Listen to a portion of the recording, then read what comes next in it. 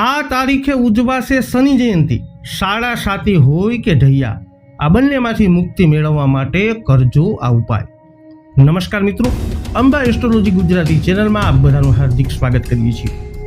મિત્રો, શનિની શાળા સાતી અને ઢૈયાનું નામ સાંભળીને બધા ડરી જાય છે, કારણ કે શનિદેવની ઢૈયા અને શાળા સાતી ખૂબ ખતરનાક માનવામાં આવે છે।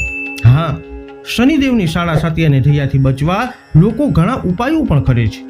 શનિદેવના પ્રકોપથી બચવા માટે શનિદેવની ઉપાસના કરવામાં આવે છે, સાથે જ વિધિ વિધાનથી પૂજા કરવામાં આવે છે।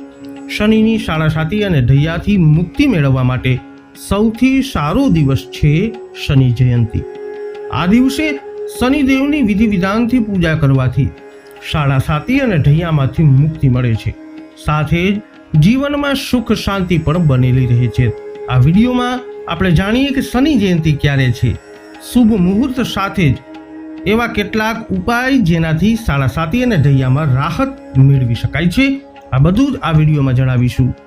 અંત સુધી આ વિડીયોમાં અમારી સાથે જોડાયેલા રહેજો અને હજુ સુધી આપણે અમારી ચેનલને સબસ્ક્રાઇબ નથી કરી તો અવશ્ય કરી લેજો। ક્યારે છે શનિ જયંતિ? તો મિત્રો, પંચાંગ અનુસાર શનિ જયંતિ જ્યેષ્ઠ માસના વૈશાખ માસના કૃષ્ણ પક્ષની અમાસ, ગુજરાતમાં આપણા વૈશાખ માસના અમાસના દિવસે ઉજવાશે। આ અમાસની તિથિ 5 જૂન 2024 બુધવારના દિવસે સાંજે 7:50 થી શરૂ થઈ રહી છે। ત્યાં જ સમાપ્તિની વાત કરીએ તો બીજા દિવસે 6 જૂન સાંજે 6:07 પર સમાપ્ત થશે। એટલે કે ઉદય તિથિ અનુસાર શનિ જયંતિ 6 જૂનના રોજ ઉજવવામાં આવશે। મિત્રો, ફરીથી તારીખ નોંધ કરી લો, 6 જૂનના રોજ શનિ જયંતિ ઉજવવામાં આવશે।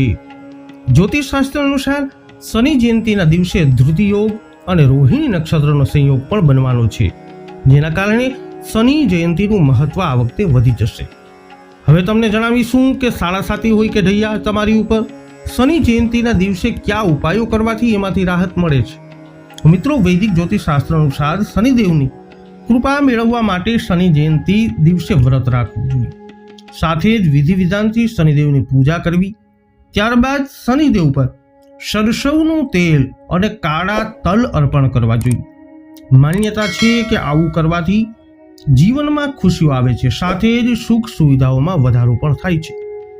જ્યોતિષશાસ્ત્ર અનુસાર જે લોકોની કુંડળીમાં શનિની શાળા સાતી કે ઢૈયા ચાલી રહી હોય એવા લોકોએ શનિદેવના મંત્રોના જાપ કરવા જોઈએ અથવા પંડિતો પાસે કરાવવા જોઈએ, સાથે જ સાંજના સમયે શનિ ચાલીસાનો પાઠ કરવો જોઈએ। આવું કરવાથી શાળા સાતી અને ઢૈયામાંથી રાહત મળે છે।